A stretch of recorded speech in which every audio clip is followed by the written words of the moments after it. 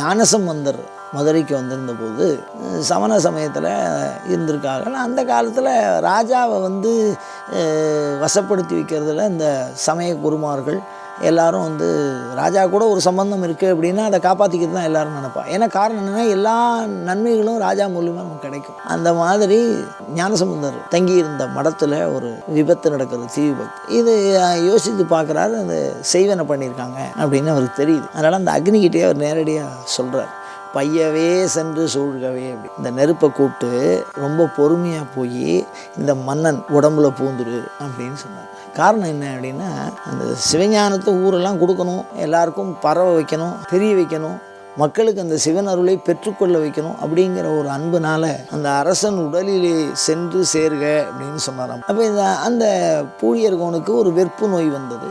அந்த நோயினாலே அவர் மிகவும் பாதிக்கப்பட்டார். ஒரு சமய உண்மையை நிறுவுவதற்கு சாதாரணமாக ஒரு கருத்துக்கள் மாத்திரம் பொத்தாது.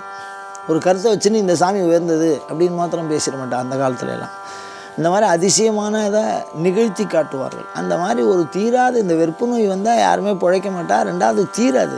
அப்படிப்பட்ட அந்த வெறுப்பு நோய் அந்த மன்னனுக்கு வந்தது, அந்த பாண்டிய தேசத்தை சார்ந்த அந்த மன்னனுக்கு. அப்போ ஞானசம்பந்தர் அங்கே இருக்கார், விபூதியினால் அதை குணப்படுத்துகிறார். மன்னனுக்கு அந்த வெறுப்பு நோய் நீங்குவதற்காக விபூதி போடுறார் ஒரு பக்கம். சமணர்கள் தன்னுடைய சமயத்தை நிறுவுவதற்காக இன்னொரு பக்கத்தில் மயில் இறகு வச்சிருப்பாவாளாம். அந்த மயில் இறகால் அந்த மன்னனுக்கு மந்திரிக்கிறாங்க.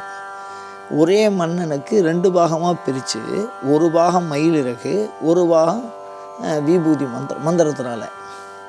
அதில் ஞானசம்பந்தர் விபூதியினால் அந்த அரசனுடைய மந்திர ஜபம் பண்ணி அந்த அரசனுக்கு அந்த வியாதியை போக்குறார்.